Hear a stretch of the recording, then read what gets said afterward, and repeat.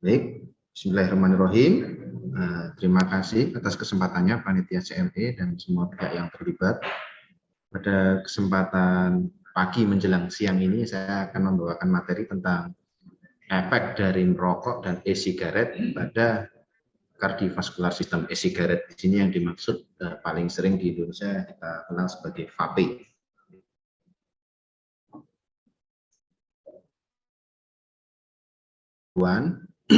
Jadi kalau kita ngomongin rokok itu yang pertama kali kita akan searching di internet itu dunia ini bagaimana tanggapannya dengan rokok, welcome atau tidak.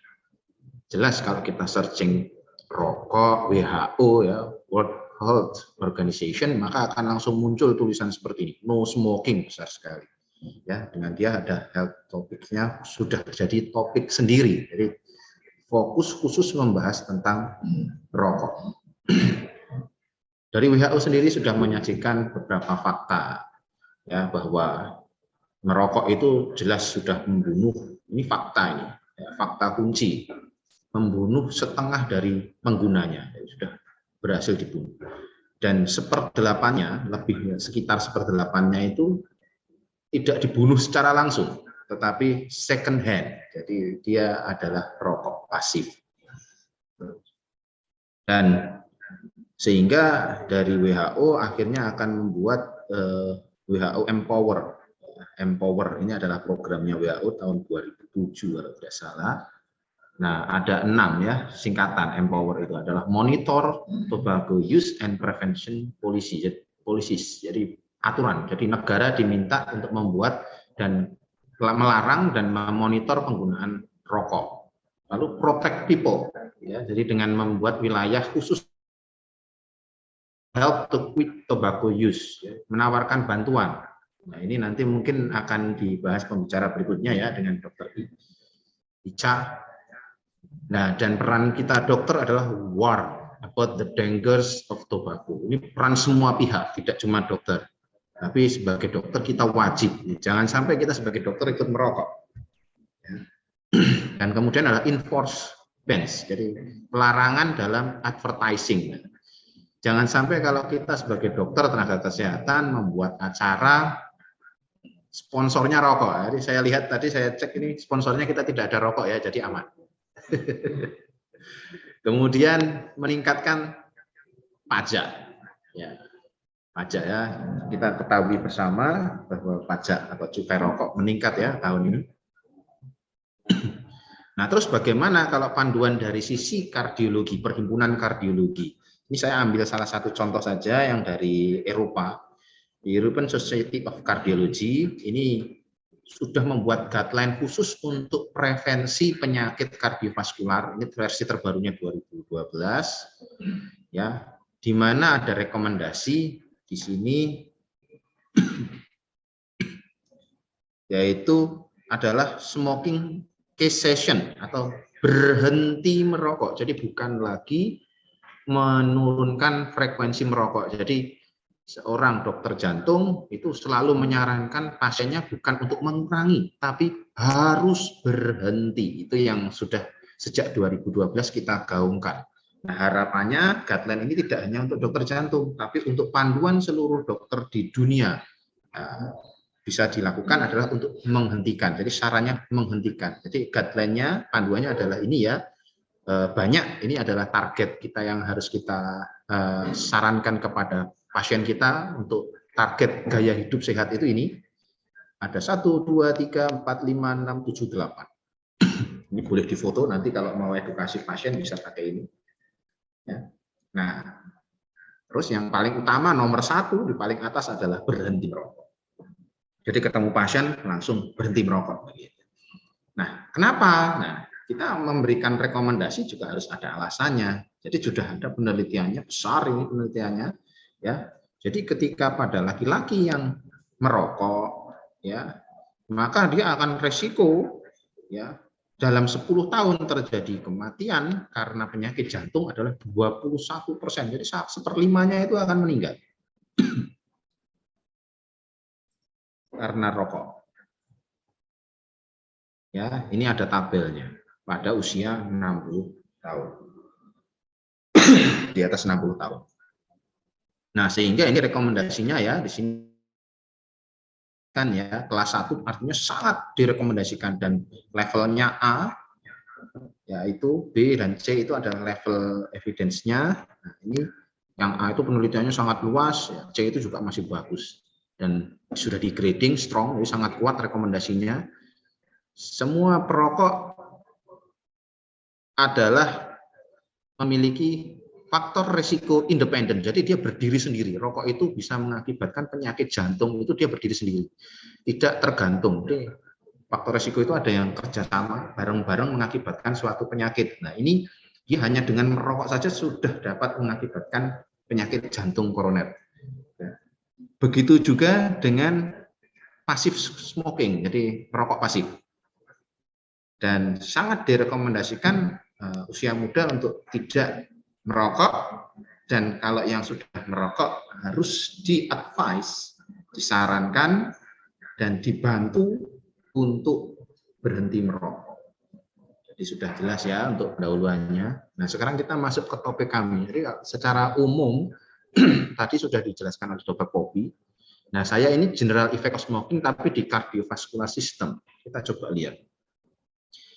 Jadi ini adalah sigaret yang secara umum ya, yang kertas tadi, yang dibungkus kertas yang ada filternya. Nah, kita sebut sebagai mainstream dan side stream. Side stream itu pasif, mainstream itu aktif. Jadi ada dua kelompok. Nah, maka dari sudut pandang kardiologi, dari penyakit jantung itu ada fase tar dan fase gas. Nah, dua-duanya ternyata akan terdeposit di paru-paru seperti yang disampaikan Dr. Poppy tadi, dan akan mengakibatkan kelainan-kelainan. Di sini saya bantu menjelaskan, tapi ini bahasa medis sekali. Saya coba sampaikan secara awam ya, nanti bisa dicontek atau dipraktekkan untuk edukasi awam. Jadi yang pertama adalah radikal bebas, itu yang akan terdeposit ya. Terus bisa juga mengaktifasi sel radang dan platelet, itu yang akan mengakibatkan kelainan. Nah, hal tersebut akan mengakibatkan stres oksidatif. Nah, ini yang sangat berbahaya. Intinya dari rokok kalau dalam bidang kardiovaskuler adalah stres oksidatif. Dari stres oksidatif sendiri, dia akan mengakibatkan kelainan dari nitric oxide. Nitric oxide itu penting dalam fungsi endotel atau lapisan sel pertama yang melapisi pembuluh darah. Itu harusnya mulus, lancar. Kalau aspal itu harusnya bisa dilewati dengan kendaraan itu dengan baik. Ya, tidak bikin kepeset, tidak bikin jal, ya, tidak bikin kecelakaan, tidak melowek ya seperti itu. Nah, sehingga dia akan semi permeable. Kolesterol itu nggak bisa masuk ke dalam. Dia tidak akan, jadi yang bisa pertukaran ya hanya gas dan nutrisi saja, hanya semi permeable, tidak sembarang zat bisa masuk. Tetapi ketika terjadi gangguan nitric oxide, maka terjadi disfungsi endotel, maka kolesterol tadi bisa masuk ke dalam, membuat gundukan atau karena mengalami oksidasi. Selain itu, zat-zat radikal bebas dan lain-lain itu, termasuk aktivasi dari sel-sel peradangan, itu akan meningkatkan produksi sitokin, mengakibatkan inflamasi. Inflamasi ini kronis sifatnya. Nah, akhirnya akan mengakibatkan 6 hal ini. Ada vasomotor dysfunction, ini gangguan dilatasi dan vasokonstriksi. Jadi nggak cuma satu, vasodilatasi terganggu dan vasokonstriksinya juga terganggu. Akan mengakibatkan gangguan pembekuan darah, akan mengakibatkan aktivasi dari sel radang dan platelet yang tidak seharusnya. Ini tadi oksidasi lipid juga meningkat, inflamasi, dan proliferasi dari otot polos. Nah, ini tidak betul ini kalau terjadinya di pembuluh darah, karena otot polos harusnya tidak mengalami proliferasi, karena kalau terjadi proliferasi maka akan mengakibatkan terjadinya plak atau sumbatan. Nah, ini tadi dari 6 hal ini menyatu. Disposisi yang lain, misalnya dia punya bakat genetik, misalnya dia juga punya DM, misalnya dia juga punya hipertensi, maka akan mempercepat terjadinya inisiasi dan progresivitas dari penyakit jantung koroner kalau di jantung, tapi secara umum ini adalah atherothrombotic disease, itu bisa termasuk stroke, ya, dan juga penyakit arteri perifer. Nah, ini adalah singkat saja, ini dipelajari waktu sekolah di S1 dulu, ya, ada gambar seperti ini. Ini adalah urut-urutan terbentuknya plak, ya. Ini saya zoom, ya, ini yang utamanya, rokok itu perannya di sini. Jadi terdapat disfungsi endotel yang memungkinkan LDL untuk masuk karena endotelnya rusak. Nah, dia juga berperan dalam aktivasi dari monosit, sel-sel radang tadi, sehingga sel-sel radangnya sangat mudah untuk menempel adhesi dan kemudian mengalami diferensiasi menjadi makrofag. Nah, makrofag di sini nanti akan memfagosit dari LDL yang teroksidasi, akan membentuk foam cell dan akhirnya, wah, macam-macam ya. Ini kita bisa lihat di sini. Ya, kita bisa lihat ini ada proliferasi migrasi dari SMC atau smooth muscle cell atau polos. Ini akan pindah ke atas. Nah, ini yang akan membuat kalau yang kita sebut adalah kalau adalah kapsula fibrosanya. Ya, jadi ini yang akan membentuk tutupnya dari plak. Smooth muscle cell ini akan migrasi ke sini. Nah, kemudian yang tengahnya ini adalah necrotic core atau lipid core. Nah, ini sel radangnya banyak sekali. Nah, ketika di sini robek, pembuluh darahnya robek, ini endotelnya robek, maka akan mengeluarkan sel-sel radang di sini yang akan mengaktifasi dari platelet, mengakibatkan terbentuknya fibrin dan trombus terjadi sehingga menutup aliran darah. Nah, itulah yang akan mengakibatkan serangan jantung. Nah, plak ini adalah gambaran USG. Ya, Anda bisa lihat di sini, ini adalah plak yang dilihat di pembuluh darah, ya, dari gambaran USG. Jadi betul-betul nyata ada. Jadi tidak hanya dalam buku saja. Kalau Anda baca kan biasanya hanya melihat di dalam buku, ya, buku tidak langsung, ya. Tapi kalau kita praktisi dokter jantung itu melakukan USG vaskuler, itu kita bisa lihat betul plaknya itu. Plaknya akan tampak seperti ini hanya tersisa sekitar 30% aliran darahnya. Ini masih pasiennya tidak akan ada keluhan. Padahal sudah jalannya tertutup sebesar itu. Masih 30% dalam kondisi istirahat itu tidak akan ada keluhan. Makanya biasanya terdiagnosisnya sudah agak terlambat. Nah, sehingga paling penting disarankan di ilmu kami adalah dicegah. Nah, ini tadi sudah disinggung, ya, saya sempat melakukan penelitian, ini sedang masih progres, ya, adalah tahun 2018 sampai 2020 yang dilakukan PCI di PKU Jogja. Nah, ini ada sampelnya yang dilakukan PCI itu di PKU Jogja, Gamping, ya, PKU Gamping, ini sudah bisa melakukan PCI sekitar 181 pasien, itu kita sudah bisa melakukan. Jadi nanti kalau ada pasien yang butuh dirujuk, bisa dirujuk ke sini untuk PCI.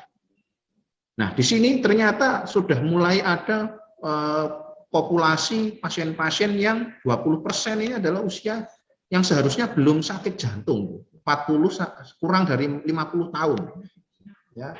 Nah, itu tuh harusnya belum sakit jantung koroner yang sampai serangan jantung itu belum, itu harusnya di atas 60 tahun. Nah, itu 20% ini sudah ada dan 90%-nya adalah smoker, perokok. Lebih dari 90%. Nah, yang terjadi ketika kita kateterisasi itu ini yang ada tanda panah putih ini tidak ada aliran. Nah, ini bisa Anda tunjukkan ke pasien. Saya biasanya menunjukkan ini ke pasien untuk edukasi. Nah, terus kita lakukan. Tapi Anda bisa lihat di pembuluh darah yang lain. Pembuluh darah yang lain masih mulus.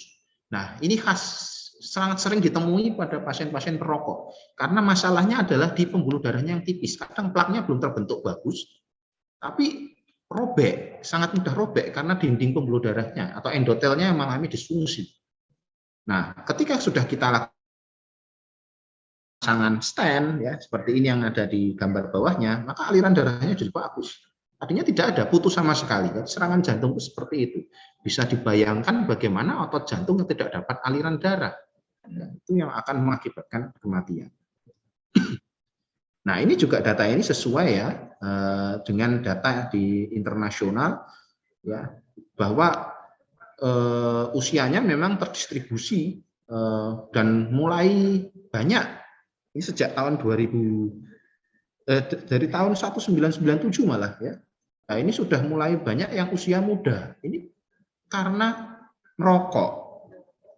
Ya. Dan ini dengan tambahnya usia, maka risiko kemungkinan kematiannya juga makin tinggi. Nah, sekarang kita bahas efek spesifiknya dari nikotin. Jadi kandungannya kalau di dalam kardiovaskular itu bukan tarnya, tapi lebih ke arah nikotinnya yang mengakibatkan kerusakan. Jadi secara sistemik hemodinamik, ya, nikotin tersebut bisa melepaskan norepinefrin dan meningkatkan epinefrin sehingga akan mengaktifasi sistem simpatis. Bahkan angkanya bisa lebih dari 150% peningkatannya. Jadi luar biasa. Nah, akibatnya kalau simpatis kita meningkat, denyut jantung akan meningkat. Kontraktilitas dari jantung juga akan, pompanya juga makin kuat. Tekanan darah akan meningkat. Nah, tetapi dia akan memvasokonstriksi di pembuluh darah, termasuk koroner, tetapi tidak di skelet, tidak di otot. Nah, sepertinya kalau melihat ini kan bagus-bagus aja ya, jadi bisa lebih konsentrasi, bisa lebih terasa sehat, seperti yang Dr. Poppy sampaikan tadi. Tetapi ini untuk jangka panjang tidak bagus, karena ini jantung seperti dipaksa kerja terus, padahal harusnya tidak butuh, hanya dengan menghisap rokok, dengan nikotin tadi. Nah, untuk aliran darah di koroner bagaimana? Jadi aliran darah di koroner itu terjadi efek nikotin itu ada dua. Dia juga menurunkan, juga meningkatkan. Dan mengakibatkan vasodilatasi. Jadi ini akan meningkatkan demand atau kebutuhan oksigen dari otot miokard.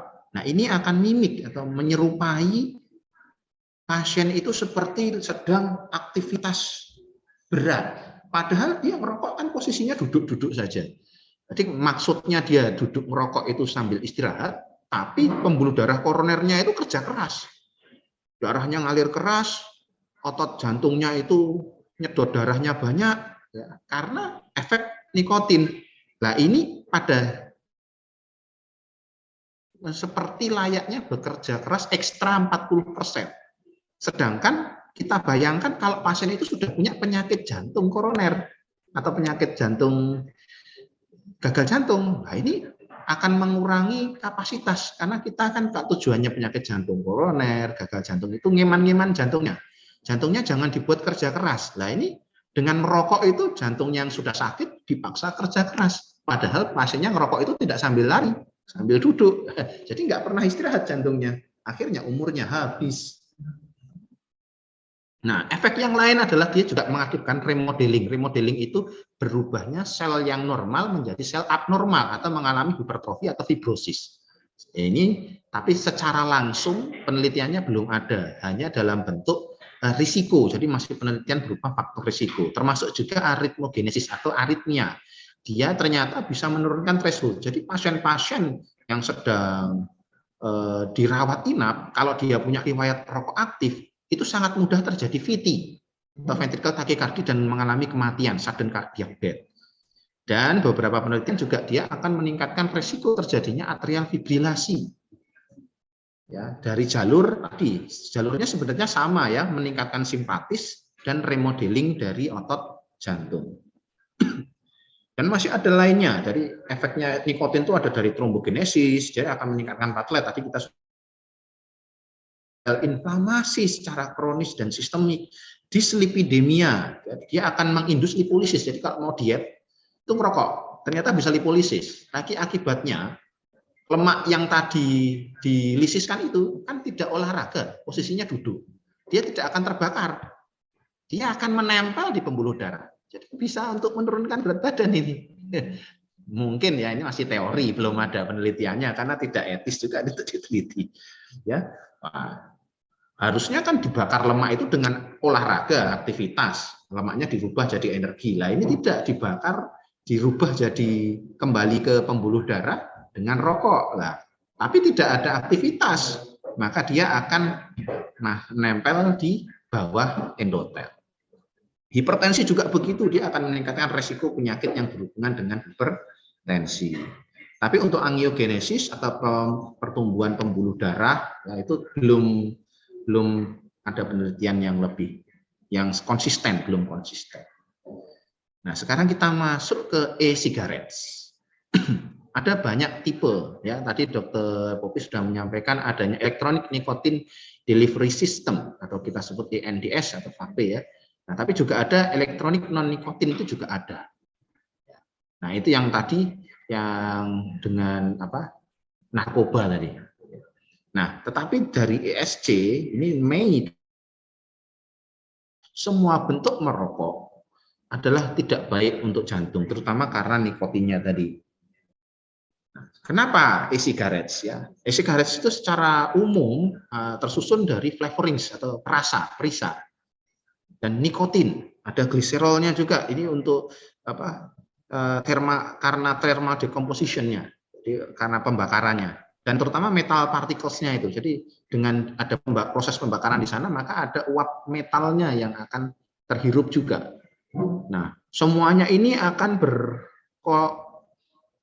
bergabung, akan mengakibatkan gangguan sama persis, ya, dengan yang disampaikan dengan rokok yang konvensional kalau dari segi sistem kardiovaskuler, yang akhirnya akan berujung ke oksidasi stres. Nah, penelitiannya memang belum banyak e-sigaret ini karena termasuk sulit, karena produknya ada banyak sekali, ya, tetapi yang secara umum bisa disimpulkan adalah ini tadi, lipolisis, ya, sama nikotin, jalurnya adalah lewat nikotin. Nah, ini akan mengakibatkan free fatty acid dan akhirnya akan mengakibatkan aterosklerosis dan cardiac dysfunction. Jadi secara dari kacamata jantung dan pembuluh darah, baik e-cigarettes maupun yang konvensional itu masih sama saja. Nah, ini dari person, smoking, merokok, itu apapun bentuknya masih merupakan risk factor paling kuat untuk terjadinya penyakit jantung koroner. Ya, dan mungkin ada beberapa postulat ini dari pabriknya membuat elektronik, ya, vape itu, bahwa ini bisa membuat perokok berhenti. Tapi kenyataannya ujung-ujungnya itu, ya, ini sepupu saya saja lah, sepupu ipar lah, itu ada 3 itu yang merokok. Tadinya merokok konvensional, pindah ke elektrik, akhirnya sekarang dua-duanya dirokok. Padahal kandungan nikotinnya yang di vape lebih tinggi. Jadi ya gimana ya, dan targetnya memang yang itu. Saya tanya vape kepada pasien-pasien saya yang mayoritas orang tua, itu malah pada nggak kenal gitu. Rata-rata malah kretek atau linting, ya, itu ya, cerutu, ya. Tapi tidak vape. Yang vape itu malah yang muda-muda di usia. Ini sepupu saya di usia 30. Ada yang 20 itu merokok, ada yang 40. Jadi di usia yang muda-muda itu malah yang melakukan vape, dan itu dilakukannya bareng karena lebih enak kalau double ganti-ganti katanya. Ya, tapi ini itu subjektif ya. Tapi pada penelitiannya nanti bisa ditanyakan ke pembicara berikutnya di kesehatan masyarakat. Nah, dan yang paling penting di sini adalah, ya, memang betul electronic smoking itu yang dihirup ke paru-paru kan memang lebih sedikit, ya. Nanti mungkin Dr. Popi bisa menjelaskan lebih lanjut, ya, untuk bagaimana perbedaan antara elektronik sigaret dan konvensional itu gimana. Tadi kan baru dibedakan yang elektronik dengan yang non. Nah, yang elektronik dengan konvensional kita belum tahu, ya, karena yang masuk paru-paru kan sedikit. Tapi asapnya, kalau kita lihat vape itu kan asapnya luar biasa banyak. Itu anak-anak kalau lihat itu tuh senang banget, apalagi bisa dibentuk-bentuk itu asapnya, ya. Nah, itu makanya ini sangat menarik untuk komunitas golongan muda. Ini alarm banget ini. Hati-hati banget, ini jadi momok baru. Karena nanti rokok bergeser, pengguna rokok, efek nikotinnya itu bergeser pada yang muda-muda. Nah, ini akan mengakibatkan masalah kesehatan yang baru lagi di 10 tahun ke depan, bukan sekarang. Nah, oke, sekarang kita lanjut ke kesimpulan, ya. Jadi kita dapat simpulkan bahwa kita sudah sepakat ya, rokok adalah faktor risiko terkuat untuk penyakit jantung koroner. Nikotin lah ini yang mengakibatkan adiktif ya, yang akan membuat kecanduan, dan sudah jelas efeknya ke kardiovaskuler ya lewat jalur stres oksidatif. Terus tadi lipolisis dan peningkatan efek simpatis. Ini terutama karena nikotinnya. Dan nikotin pada e-sigaret itu kandungannya lebih tinggi rata-rata ya dibanding dengan mayoritas, dibanding dengan yang konvensional. Nah, padahal kita ketahui sendiri efeknya ke jantung adalah karena nikotinnya. Dan moderately efektif, tidak terlalu efektif, ya hanya sedikit efektifnya, tetapi bahayanya untuk ke depan karena dia populasinya malah memperluas populasi, pasarnya jadi lebih luas. Kalau kita dari sudut pandang bisnis, pasarnya jadi lebih luas yang akan merokok ini. Dulu orang tua, sekarang jadi anak-anak melihat vape, diklaim aman dan lain-lain. Nah, itu pasarnya untuk jualannya jadi lebih luas. Ini akan jadi masalah kesehatan yang baru lagi. Ya, sehingga ini dilarang untuk cara menghentikan merokok, karena dengan melihat orang biasa nge-vape, yang anak-anak jadi pengen nyoba karena dikira lebih aman. Mau ini aja untuk berhenti rokok kok gitu. Jadi dia akan mencoba. Nah, dan yang penting lagi ini tadi sebelum kebahas ya, ini saya tambahkan di bawah adalah tadi third hand exposure atau third hand smoker. Jadi kalau rokok biasa itu kan asapnya akan nempel di tembok, di baju dan lain-lain. Asapnya sih nggak terlalu banyak. Tapi Anda bisa lihat vape itu asapnya luar biasa banyak, itu bisa nempel di mana-mana. Baju dan di mana-mana. Nah, itu akan mengakibatkan anak-anak kita yang kecil akan memegang baju kita, digendong, memegang tembok, makanan dan lain-lain, akan masuk ke pembuluh darah, peredaran darahnya masih anak-anak. Nah, akan mempercepat progresnya. Nanti mungkin 10-20 tahun lagi kita akan ketemu penyakit jantung koroner, serangan jantung pada usia 20 tahun, 17 tahun. Itu sangat mungkin dengan kehadiran vape ini, tapi ini masih dalam bentuk teori ya, kita belum buktikan karena masih di masa depan.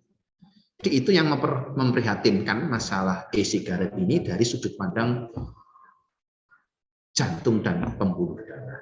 Ya, saya kira begitu. Alhamdulillahirrahmanirrahim, saya sudah selesai untuk penyampaian materinya. Saya kembalikan ke Dr. Iman. Iya, terima kasih Dr. Gagah. Saya beri aplaus lagi pada pembicara kedua kita. Begitu jelasnya tadi penyampaiannya, begitu jelas dan apa kita bisa menangkap semangatnya dari Dr. Gagah ya. Bagaimana memang upaya berhenti merokok itu adalah sangat penting. Bahkan saran pertama bagi orang tadi yang kena penyakit jantung atau hipertensi atau DM itu saran pertama adalah berhenti merokok dulu ya, bagi perokok tentu saja ya. Nah, ini menarik nih kalau buat saya sendiri, karena saya selama ini dari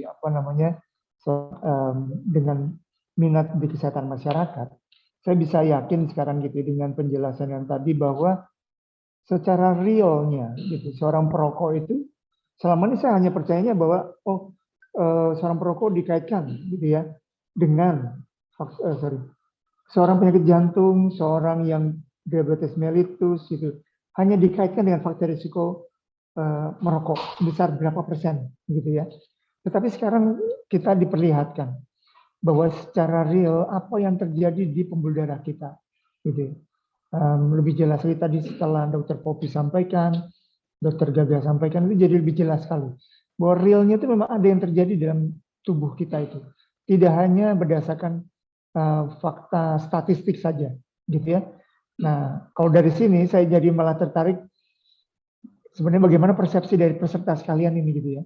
Ini kan rata-rata muda-muda nih gitu. Kalau tadi statistik bilang bahwa 1 di antara 3 orang itu dewasa itu adalah perokok. Kalau kita sekarang pesertanya 178, berarti kemungkinan ada sekitar 50-an orang nih perokok nih di dalam ruangan Zoom ini. Tapi semoga nggak benar gitu ya. Semoga di sini nggak ada sama sekali yang numpuknya di luar semua gitu ya. Baik, saya kira kita akan buka dulu sesi pertanyaan, tanya jawab saat ini karena dari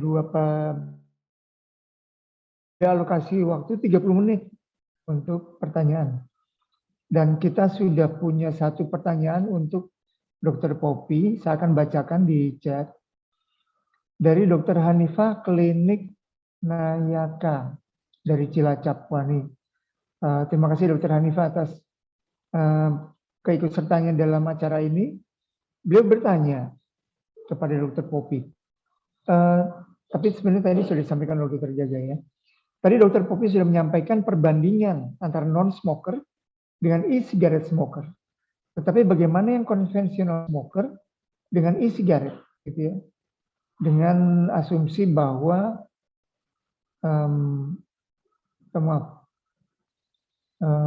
bagaimana dengan konvensional smoker dan e-cigarette smoker? Apakah benar efeknya ke paru lebih baik dibandingkan yang konvensional atau sama saja? Ya.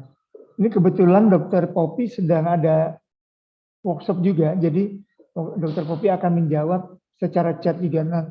Tapi sampai saat ini belum ada jawaban dari Dr. Poppy.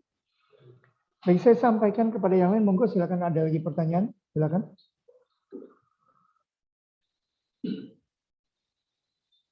Monggo ada yang mau ditanyakan lagi.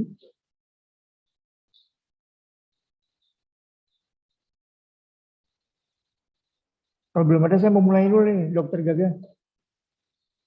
Oh, tadi kan dalam setiap konsultasi kan tadi ya, saran itu berhenti merokok ya. Mungkin saya pengen tahu aja praktisnya nih selama ini apa yang terjadi. Kalau pasien tuh langsung dibilang berhenti merokok gitu ya. Apa kehambatannya, kendalanya gitu dok? Silakan dok.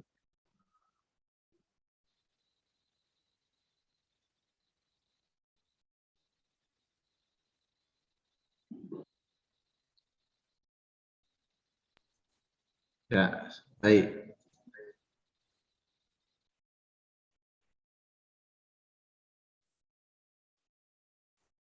Jadi hambatannya kalau di lapangan untuk berhenti merokok itu luar biasa. Baru beberapa hari yang lalu saya ada pasien sudah dipasang ring 10 tahun yang lalu. Tapi merokok lagi, baru sekarang sumbatannya jadi lebih banyak. Tadinya hanya tersumbat 1 pembuluh, sekarang jadi 3. Ya, dan dia sadar betul penyebabnya karena rokok. Ya, karena dia mulai sakit-sakit lagi setelah frekuensi merokoknya bertambah. Ya, saya tanya, kenapa ya kok merokok lagi? Jadi sempat berhenti 3 tahun, merokok lagi ya karena lingkungannya merokok, akhirnya nyoba 1 batang, 2 batang, 3 batang, 4 batang, lama-lama berbungkus-bungkus. Candunya yang membuat kesulitan merokok itu berhenti. Nah, sehingga rata-rata, dan yang lucunya lagi beliau akan bilang, saya baru mau berhenti rokok, sekarang ini benar-benar mau berhenti merokok. Nggak tahu yang 10 tahun lalu bagaimana, mungkin sama juga bicaranya, tapi dia, karena sudah merasakan yang sekarang saya mau berhenti. Karena saya nggak percaya itu dengan iklan dan lain-lain, tapi setelah merasakan baru percaya. Nah kemarin gimana? Yang kemarin itu saya nggak seberat ini dong. Aduh. Jadi yang dulu ceritanya riwayatnya itu non-STEMI, jadi non-STEMI. Yang sekarang, nah kok jadi STEMI, jadi berat, sudah sampai henti jantung. Jadi dia yang sekarang kapok betul katanya, tapi prakteknya tetap beberapa akan merokok lagi. Nah sehingga saya ketika edukasi adalah menyampaikannya adalah kita tidak paksa. Jadi sifatnya kita edukasi itu adalah kita mengajak, memberitahu bahwa rokok itu harus berhenti, bukan dikurangi. Jadi kita harus konsisten dengan itu. Ini kalau dikurangi tidak bisa, ini karena akan bikin kecanduan, harus berhenti. Nah, ketika berhenti, maka siap-siap akan mengalami withdrawal atau sakau lah gampangnya gitu ya. Selama plus minus 1 bulan. Kuat. Nah, ada beberapa itu yang sampai ketika pengen ngerokok itu sampai dikunci di kamar sama istrinya. Ada pasien saya yang seperti itu dan sukses. Dia dikunci 2 minggu gitu, karena parah sekali ya. Katanya di rumah sampai mukul-mukul tembok begitu. Jadi kecanduan itu. Nah, jadi setelah bisa melewati 1 bulan itu maka bisa berhenti. Nah, tapi seperti pasien saya tadi akhirnya berhenti 3 tahun. Yang kemudian penting bagi tenaga kesehatan dan masyarakat awam adalah setelah itu ketika kontrol harus rutin kita tanyakan terus. Kan pasien itu akan kontrol ya. Nah, itu kita tanya, rokoknya tidak kambuh toh? Nah, seperti itu. Jadi selalu diingatkan. Jadi kita encourage, empowerment-nya harus jalan. Supaya dia tidak kambuh lagi.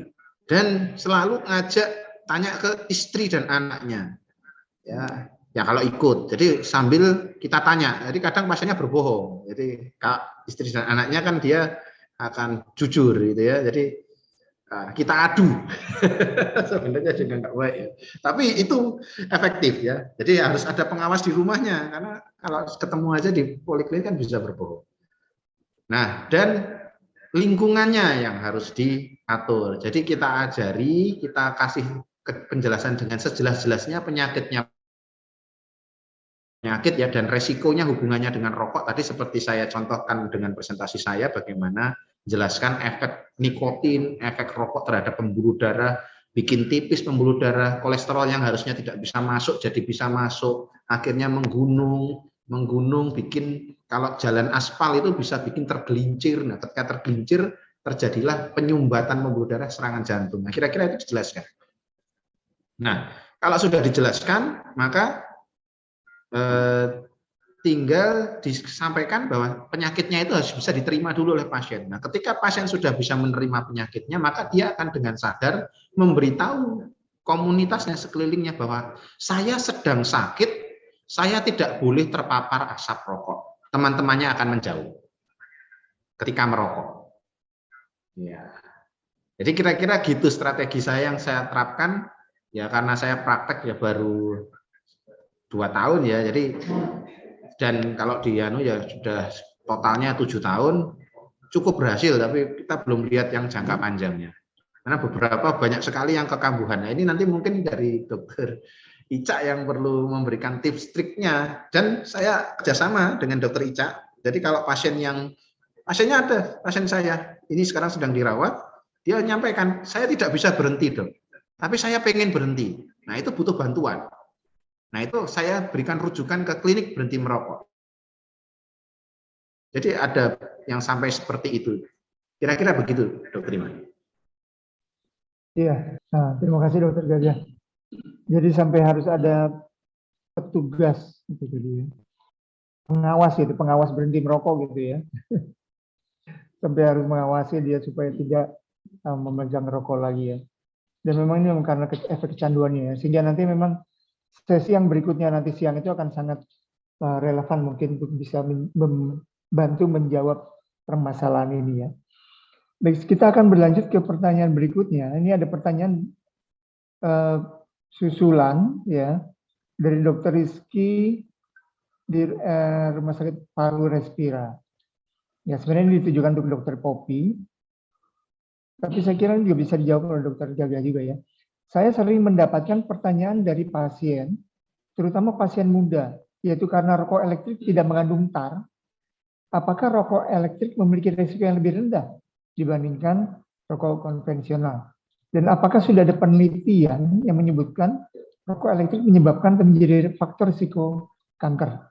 Ya, saya kira itu dulu. Mungkin Dokter Gaga barangkali bisa menjawab dulu. Ya, baik.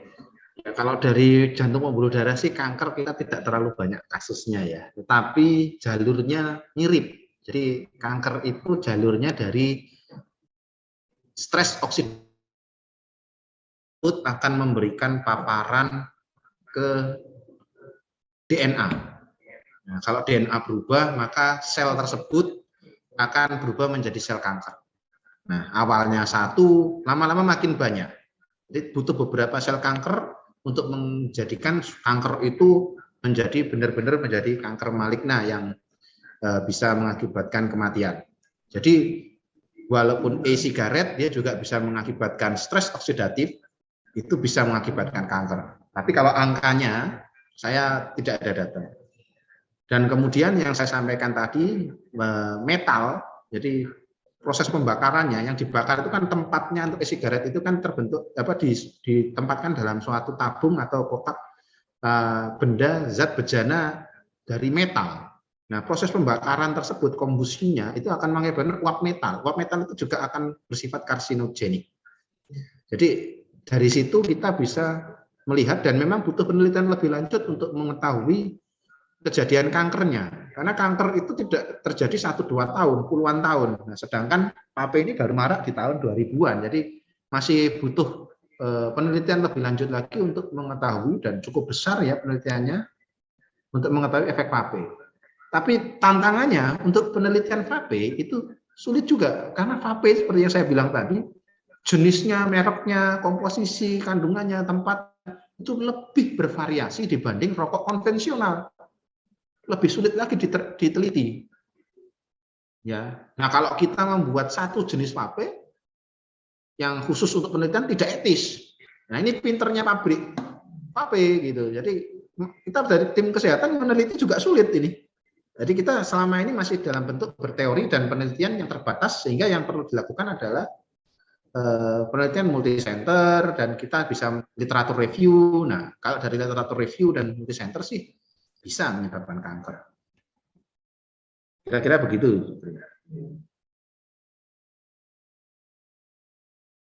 Terima kasih Dokter Gagah. Saya kira ini bisa dilanjutkan dengan pertanyaan berikutnya karena mungkin agak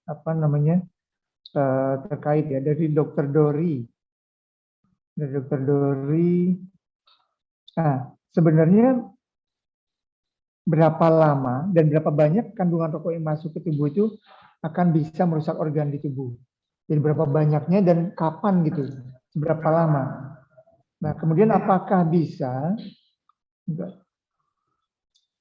dibersihkan racun rokok yang terlanjur masuk itu dengan sempurna dari tubuh, dan butuh waktu berapa lama? Itu waktunya. Terima kasih. Baik. Ya, jadi kalau nikotin itu bisa bersih dari tubuh, tetapi kan perubahan-perubahan tadi. Ya, ketika nikotin bersih, maka adiksinya hilang. Kan kira-kira begitu. Tetapi ketika sudah terjadi perubahan, misalnya disfungsi endotel tadi, itu butuh waktu lagi untuk mengembalikan supaya baik, selama belum terjadi plak yang mengeras atau yang mengalami sklerosis. Ya, karena kalau sudah terjadi sklerosis itu tidak bisa dihilangkan. Nah, kita tidak tahu. Untuk proses sklerosis sendiri itu butuh waktu paling enggak ya 5-10 tahun baru terjadi. Jadi kalau masih ngerokoknya baru-baru aja ya kemungkinan masih bisa dibersihkan itu. Plak itu akhirnya jadi endotelnya jadi bagus lagi. Nah, tetapi tidak hanya dengan cara berhenti membuat endotel bagus itu kalau sudah rusak. Harus dengan olahraga juga. Dan diet, makan yang rendah kolesterol dan lain-lain, karena yang membuat plak dan sklerosis itu adalah kolesterol yang sudah bisa masuk tadi. Begitu dinding endotelnya rusak atau mengalami disfungsi, kita makan fried chicken, McD atau apa itu yang berlemak-lemak itu, tongseng, sate ayam itu, kolesterolnya itu tidak lagi di dalam darah, tapi langsung masuk ke pembuluh darah. Jadi ketika Anda cek kolesterol, hasilnya normal. Wah, senang kita, kolesterolnya normal gitu ya. Tapi itu adalah kolesterol yang ada dalam darah. Nah, bagaimana kolesterol yang masuk ke pembuluh darah? Karena disfungsi endotel. Itu nggak terlacak, nggak terhitung. Itu yang jadi potensi kerusakan yang tidak bisa terhindari karena bagi-bagi mereka yang merokok. Nah, makanya yang paling penting adalah pencegahan. Jangan merokok gitu. Karena begitu merokok kita nggak tahu pembuluh darahnya serusak apa. Gitu. Secara teori, sudah bukan teori lagi ya, kenyataan mikroskopiknya jelas rusak karena nikotin. Jadi kira-kira gitu. Jadi, nah tetapi mungkin yang lain ya, yang dimaksud yang akan tinggal itu misalnya timbal atau kemudian tar dan lain-lain, itu tidak bisa diambil, tidak bisa dikeluarkan dari tubuh kalau yang logam-logam berat. Tapi yang nikotin dan monoksida bisa dibersihkan. Tapi kalau yang tar, timbal, dan logam berat lainnya, sianida yang dalam kandungan rokok tidak bisa. Wah, iya. Terima kasih Dokter Gagah. Ini makin panas nih kayaknya nih. Pertanyaannya udah tambah bermunculan. Berikutnya dari Dokter Reza Cesaria di Rumah Sakit Permata Husada. apakah waktu pembentukan plak pada pembuluh darah untuk rokok yang elektrik dengan rokok yang konvensional ada perbedaannya, Dok? Bagaimana, Dok? Ya, baik. Kalau secara teori harusnya tidak berbeda. Bahkan pada rokok yang elektronik harusnya lebih cepat karena kadar nikotinnya lebih tinggi. Semakin tinggi kadar nikotinnya, semakin cipta. Sehingga ya kalau saya sarankan ya dua-duanya tidak boleh. Itu kira-kira. Ya, kita bisa jawab ya. Ya, baik Dokter Gaga. Terima kasih. Nah, ini saya akan membacakan dulu jawaban Dokter Poppy untuk Dokter Hanifah. Ya, itu tadi yang pertanyaan antara konvensional dan rokok konvensional dan e-sigaret ya. Dokter Poppy bilang efek ke paru baik e-sigaret maupun konvensional sama bahayanya. Tidak ada yang lebih ringan, bahkan e-sigaret pun terdapat zat berbahaya yang tidak ada di konvensional. Ya, jadi intinya tadi seperti menggarisbawahi apa yang sudah Dokter Gaga bilang, ya nggak usah dibandingkan lah. Pokoknya kalau sudah sama-sama menghisapnya itu udah nggak usah, gitu ya. Oke, baik, saya akan melanjutkan lagi. Pertanyaan dari Dokter Novarina. Bentar, ini tadi dijelaskan bahaya rokok, asap rokok ya, terutama vape yang asapnya bisa nempel kemana-mana. Yang ingin saya tanyakan, apakah sama bahayanya asap rokok sama asap pembakaran sampah? Nah, ini menarik ini. Atau pembakaran kayu atau arang untuk memasak bagi kesehatan. Ya, ini menarik kalau tadi kita dijelaskan efek asap yang gitu ya. Ini bagaimana sekarang dibandingkan dengan asap yang menempel di rokok di dinding karena misalkan atau yang terhirup gitu ya, karena pembakaran sampah atau pembakaran kayu atau arang. Nah, ini bagaimana Dokter Gaga? Mungkin gimana Dokter Poppy juga bisa jawab nanti ya. Ya, mungkin kalau dari sudut pandang dari pembuluh darah ya, kalau dari pembakaran sampah dan itu kan karbon ya yang keluar ya, itu kayu itu dia kalau efeknya ke pembuluh darah sih tidak terlalu ya. Yang jelas tapi kalau dalam jumlah besar memang sama saja karena dia akan mengakibatkan stres oksidatif ya bisa. Tapi yang kita maksud dengan third hand smoker itu adalah nempelnya nikotin ya dan logam berat termasuk tar tadi ya, itu di tembok-tembok itu ya walaupun dia nempel di sana ketika disentuh tangan dan lain-lain itu dia bisa masuk ke pembuluh darah. Nah, itu yang dimaksud. Sedangkan kalau pembakaran dan lain-lain kan tidak ada nikotinnya. Nah, itu. Kalau dari sudut pandang saya. Kalau kita juga tahu bahwa pembakaran kayu dan lain-lain yang kronis akan bisa mengakibatkan penyakit PPOK. Nah, mungkin nanti bisa dijelaskan dengan oleh Dokter Poppy ya. Tapi dari sudut pandang jantung drastis, tidak seperti rokok. Kira-kira begitu. Iya, terima kasih Dokter Gaga. Mungkin sudah terjawab ya Dokter Novarina ya. Jadi perbedaannya antara kandungannya walaupun mungkin efeknya sama ke stres oksidatif ya. Tetapi nanti mungkin Dokter Poppy akan bisa menjawab. Saya akan membacakan lagi jawaban Dokter Poppy untuk Dokter Rizky di Cilacap ya. Tadi kan tentang kalau vape itu tidak ada tarnya begitu ya. Nah, tadi Dokter Poppy sudah menjelaskan bahwa di slide itu ada beberapa studi yang menyatakan bahwa zat yang ada di vape juga merupakan zat karsinogenik walaupun tanpa tar. Ya. Penelitian-penelitian pasti ada sebagai faktor risiko karena zat yang terkandung di dalamnya yaitu sebagai riwayat perokok dengan lamanya. Cuman untuk vape sendiri,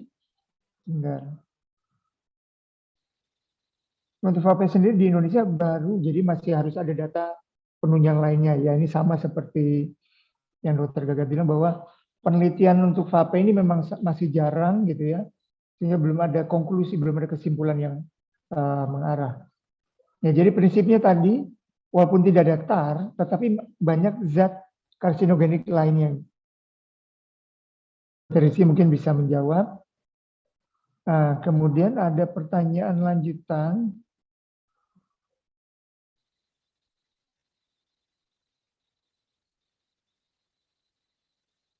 Dari Dokter Sauki, ya. Izin bertanya dokter, dokter mengatakan bahwa jantung perokok akan bekerja lebih keras. Ini dokter Gaga ya. Apakah efek jantung kerja keras akibat rokok akan berhenti saat orangnya tidak merokok, atau selama masih merokok akan bekerja keras jantungnya, dok? Ya, monggo dokter Gaga. Baik, gini. Jadi jantung itu sejak kita di kandungan, lahir, muda, tua, itu tidak pernah berhenti berdenyut. Dia hanya akan istirahat berdenyutnya itu adalah dengan melambat saja. Jadi kalau kita aktivitas biasa duduk begini, denyutnya mungkin 80. Kalau kita berjalan mungkin 100. Kalau kita tidur mungkin 50, 60. Begitu ya. Nah, dengan menurunkan frekuensi itu dia akan beristirahat sejenak atau istilahnya tidak bekerja keras lah gitu. Nah, sekarang dengan kita merokok, nikotin masuk, simpatisnya meningkat, istirahat denyutnya hanya 80-an atau 70-an menjadi meningkat 90 sampai 100 kali per menit. Nah, kapan istirahatnya jantungnya? Nah, apalagi kalau pasien yang punya penyakit lainnya, ya kan butuh jantungnya istirahat dulu biar bisa tidak bekerja keras, nyantai gitu ya, biar bisa sembuh. Gitu. Nah, ini dipompa terus suruh kerja terus ya lama-lama capek. Seperti yang kita tahu, yang kita biasanya pelajari kan pankreas ya. Pankreas itu kan ada akhirnya dia tidak mogok kerja, tidak produksi pankreas. Tapi kalau jantung mogok kerja kan nggak berdenyut gitu. Jadi dieman-eman gitu, jantungnya itu dihemat-hemat denyutnya, jangan terlalu banyak. Nah, boleh denyut jantung itu tinggi, tapi fisiknya juga ikut bergerak, itu boleh. Karena ada yang dibakar kalorinya, ya, dan sehingga tidak terkumpul stres oksidatifnya. Lah ini jantungnya diam aja, tidak ada aktivitas fisik, maka yang terkumpul stres oksidatif di jantungnya, ya, jadinya ya beratlah kerjanya. Ya, akhirnya akan mengakibatkan kerusakan. Tadi ada remodeling dari jantung atau mengalami fibrosis beberapa selnya, atau bisa juga mengalami disfungsi endotel di pembuluh darah koroner. Jadi pembuluh darah koronernya mengalami disfungsi, maka akan terbentuk plak, robek, terjadi sumbatan. Sumbatan mengakibatkan serangan jantung. Serangan jantung 1 dari 4 meninggal, kan begitu. Itu edukasinya begitu aja ke pasien. Nanti dia akan berpikir lebih jauh untuk merokok. Wong merokok itu rokok biasanya bukan pas kerja kan, sambil istirahat duduk-duduk. Orang lari mana ada yang ngerokok. Ya, nah saat istirahat kenapa malah jantungnya disuruh kerja keras kan begitu. Logikanya begitu.